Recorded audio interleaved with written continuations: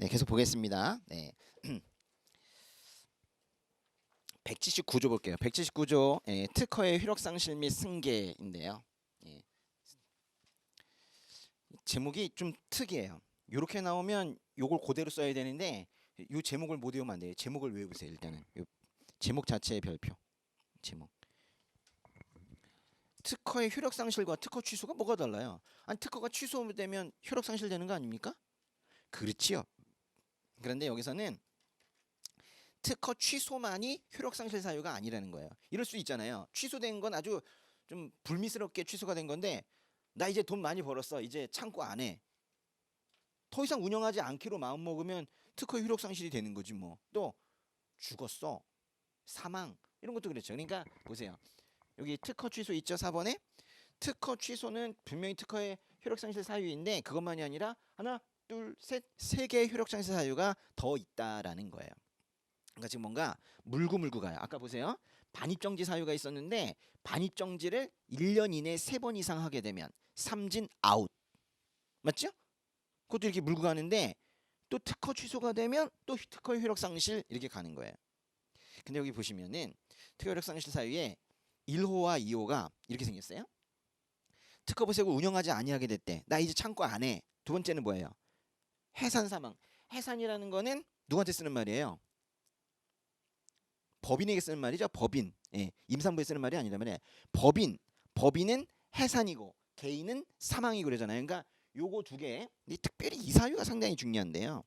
운영인이 해산하거나 사망한 경우 이때에는 당연히 효력이 이제 상실이 되는 거예요. 그리고 특허 기한이 만료된 경우 아주 자연스럽게 특허가 끝나겠죠. 특허 취소 불미스럽게 끝나는 것이고 효력 상실 사유 몇 가지입니까? 네 개죠.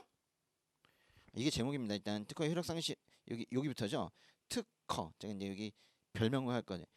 특허 색깔 칠한 거 효력 상실 사유는 네 개입니다. 네 개. 기억을 하고 계시고 근데 이 항으로 가보세요. 이 항을 보니까 위에 있는 것 중에서 1호와 2호만 얘기하예요. 보세요. 1호 및 2호의 경우에는 3호, 4호는 아니야. 1호, 2호의 경우에는 운영인, 저 운영인 있잖아요. 운영인 또 상속인은 사망 때문에 또 청산법인 또는 합병 분할합병을 존속하거나 합병 분할합병 이건 이제 저기 법인 때문에 설립된 법인은 지체 없이 세관자의 그 사실을 보고한대요. 그러니까 네 가지는 효력상실 사유인데 효력상실 사유 네 개 중에서 이 두 개는 보고 동그라미 보고 세관자에게 그 사실을 보고해야 되는 대상이에요. 그런데 또 사망 보세요. 그 중에서도 두 번째 사유였었던 특허 효력상실 사유의 두 번째 사유였었던 사망하거나 해산한 경우 이거 그냥 넘어갈 문제가 아니야. 요게만 적용이 되는 건데요. 사망하거나 해산한 경우에는 아버지가 창고를 운영하시다가 돌아가시면은 그 자식이 그걸 계속 이어서 할 수 있잖아요. 또 뭐 어떤 회사가 하다가 그만하게 되면 그 다음 회사가 그걸 이어받아 그냥 계속 하면 되는데 그래서 상속인 또는 승계법인이라는 표현을 쓰는데요. 상속인 또는 승계법인이 이 중요한 말 이거예요. 계속 아버지는 돌아가셨지만 사망하셨지만 내가 그걸 계속하겠다라고 계속 운영하려면은 그 계속 운영하겠다는 내용은 따로 얘기한다며요. 그러니까 보세요. 일단 아버지 돌아가셨어요? 그럼 일단 세관장에게 뭐 해야 돼요? 보고 아버지 돌아가셨습니다. 이게 말하면 돼요. 근데 한마디 더 제가 이어서 하겠습니다. 라는 말은 따로 더 해야 돼. 그거는 신고라고 그래요. 사망의 신고.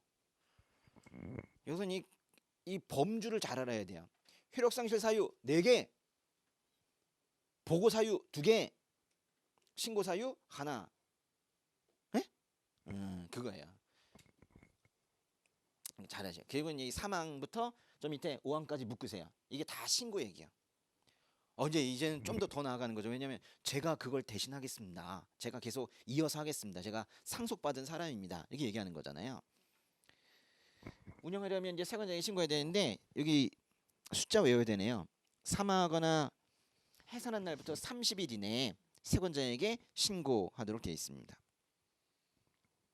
그럼 이제 문제가 터지는 게 이거예요. 보세요. 지금 이제 순서가 어떻게 되는 거냐면요. 순서가 이래요.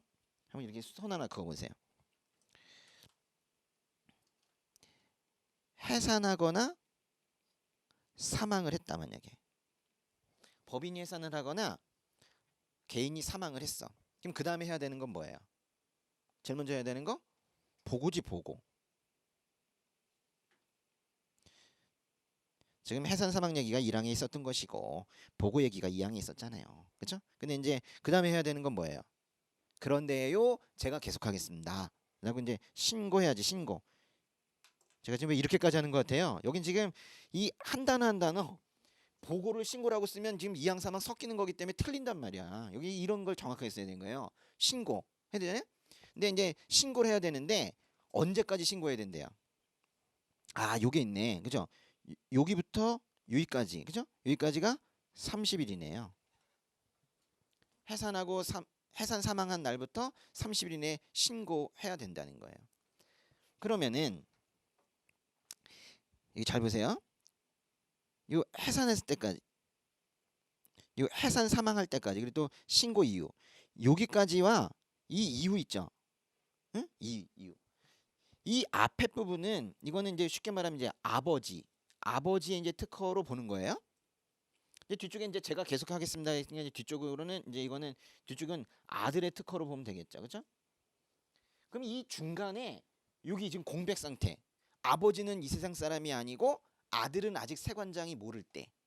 세관장이 이 아들이 계속 그 상속해 나갈 것이라는 사실을 모를 때. 이 시기는 누구의 특허로 봐야 되느냐. 이제 그게 이제 여기에서 중요한 거예요. 아버지 특허로 보는 게 좋을까요? 아들의 특허로 보는 게 좋을까요?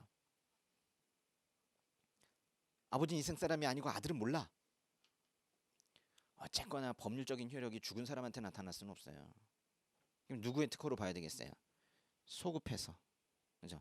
소급해서 아들의 특허로 봐줘야 되는 거예요. 근데 이제 아들을 뭐라고 부르느냐가 중요해. 아들이라고 쓰시면 안 되잖아요. 그렇죠? 그럼 뭐라고 써야 돼요?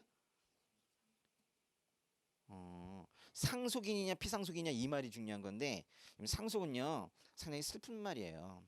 상속은 당해버리는 거거든요. 그래서 나 상속 당했어 아버지가 하는 말이에요. 나 상속 당했어 피상속인이 아버지예요. 만약에 그게 회사라면 피승계법인이라고 그래요. 그럼 아들은 뭐라고 그러겠어요? 상속한 거예요.